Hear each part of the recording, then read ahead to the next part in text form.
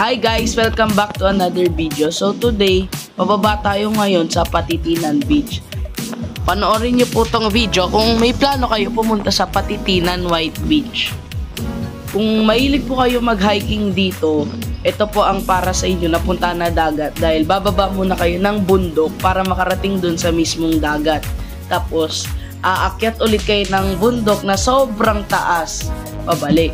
So, pero pagbaba, sobrang ganda naman ng dagat. At saka, nung pababa ako ng hagdan na to, nadulas ako. Kasi basa-basa pa yung daan. Siguro umulan nung pumunta kami.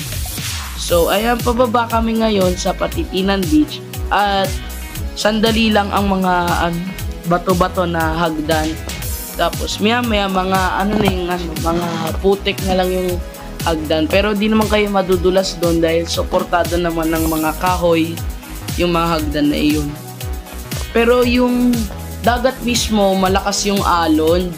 So pwedeng-pwede talaga dun sa mga gusto maligo ng mga malalakas yung alon, tapos magpapakahirap bago dumating dun sa mismong dagat.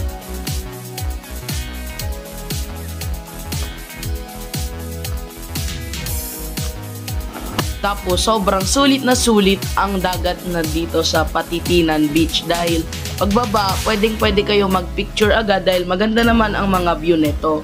So, bale, kung gusto nyo, hindi kayo marunong lumangoy masyado, dapat sa maaga kayo maliligo dahil ang mga alon ay mahihina. Pero ang hina nun ay malakas pa rin, pero hindi naman kayo yung parang malulunod na kayo. Tapos, bandang hapon, sobrang lakas na nung alon, kaya ang pwede lang talaga maligo doon ang mga marunong lumangoy dahil doon pa lang sa harap, kung sa harapan kayo, sobrang lakas ng alon, tatamaan lang kayo, kaya masakit. Tapos kung bali ganun lang. So guys, pababa ng hagdan, dapat mag-ingat kayo. Tapos dapat pababa at hindi kayo nagmamadali dahil may chance na madulas kayo o maaksidente yung mga kasama nyo. Ganun na din paakyat kasi tapos dapat yung mga dadalhin nyo, dapat yung konti lang, depende na lang sa dami nyo kung ilan kayong maliligo. Dapat yung kaya nyo lang para di na kayo pabalik-balik, kasi pag pabalik-balik, nako, baka may matay na kayo dun sa gitna ng hagdanan. Tapos pag pababa at paakyat, enjoy nyo na lang kasi parang na-exercise kayo niyan kasi pagbaba nyo, pawis na kayo. Tapos pag akyat nyo ulit, pawis na kayo. Kaya dapat pag akyat, maaga din kayo umakyat bago kayo umuwi para makapahinga din kayo kasi masosobrang pagod kayo niyang paakyat dahil paliko-liko, pababa, may minsan nakakabang na mataas. Hindi naman yung medyo masyadong mataas, pero mataas yung ibang hakbang. Tapos minsan may mga hagdan pa na madulas, kaya nga ako nadulas. Simula pa nga lang, madulas na yung mga bato. Pero kung ingat kayo, di naman kayo madudulas. Ako kasi noon, nagmamadali ako noon. Buti na lang, walang sumama sa akin nung nadulas ako. Tapos, kung hindi din kayo marunong lumangoy, dapat nyo magdala ng mga salbibida, life jacket, or kahit ano na kayo kayong isuporta sa mga alon. Basta lumulutang, tas kaya kayo. Kasi may mga sa banda hapon, sobrang lakas talaga. Baka yung mga ibang hindi marunong maligo, di yung kakayanin. Ako nga, sinagip ko yung pinsan ko dahil napunta siya dun sa malunod. Pero ako marunong naman ako lumangoy at na-enjoy ko. Siya naman din nag-enjoy kaso napunta siya dun sa malalim, kaya sinagip ko. Tapos, ang suggestion ko po dun sa may-ari ng Patitinan White Beach ay maglagay siya ng mga upuan dun sa mga hagdanan. Kasi sobrang tagal nga ng mga hagdanan, pataas at saka pababa. Dahil, para makapahinga yung mga pagod na. Kasi sobrang, talaga ng mga hagdan nakakapagod talaga kahit pababa. Pag-isipan mo, dali. Tapos ang mga hirap ng mga hagdan, mangnininig ang binti nyo pagkatapos nyo tapusin yung mga hagdan. Pero ako, sanay naman ako, kaso napawisan din ako ng sobra, grabe. Pero napagod naman din yung paa ko. Pero yung iba daw, nangninig daw yung paa pagkatapos maghagdan dahil sa sobrang pagod nila at saka baka di sila sanay sa madaming hagdan. Ang huling conclusion ko dito ay magplanuhin nyo muna bago kayo pumunta sa Patitinan White Beach or kahit saan man pupuntahin nyo. Dapat planuhin nyo para ready kayo at makaiwas ng mga aksidente. At dapat magdasal kayo. Hindi naman kailangan kung may pupuntang kayong dapat. Pero dapat lagi nagdadasal para lagi iwas aksidente.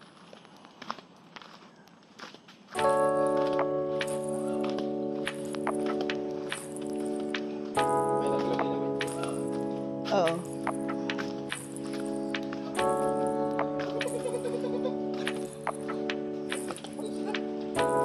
Andiyan pa?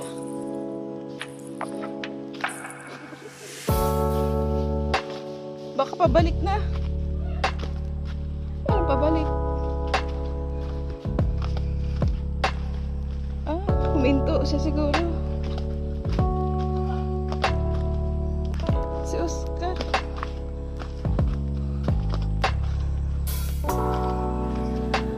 Huminto siya.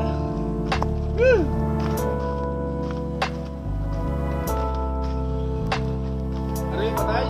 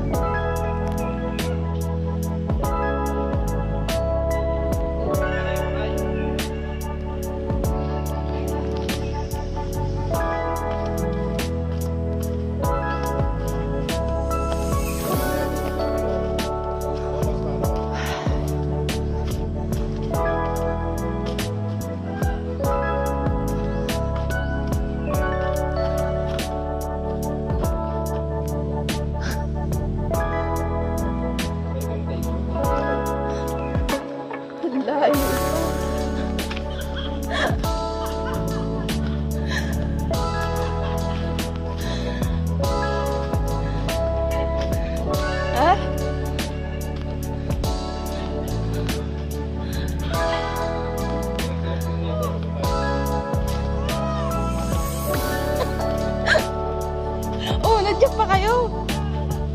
Alam ko nakababa na. Ito po guys ang mga kasama ko napagod dahil walang mga at saka wala din upuan na mapapahingan. Pero kitang kita dyan na sobrang pagod na nila. Asan ang daan? Oh, ba't nandiyan na kayo? Pahinga.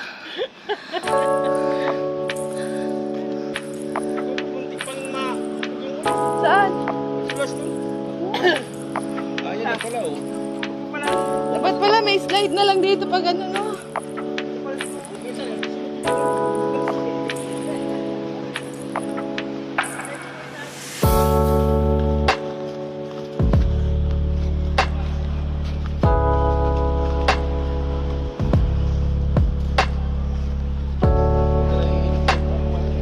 Bawa din nanginginig na.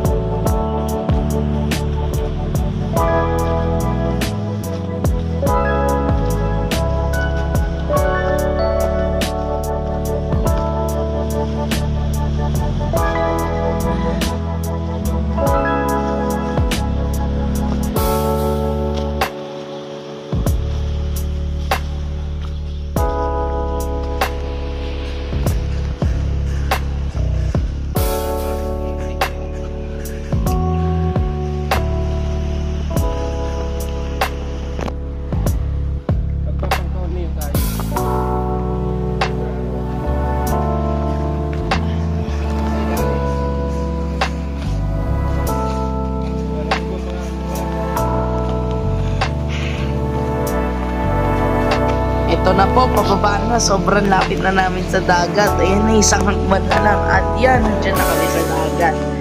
Ayan guys, sobrang taas ng bundok. Kita nyo dyan. Tapos ito na po ang dagat. Grabe, sobrang ganda. At ayan din yung atuloyan na isla.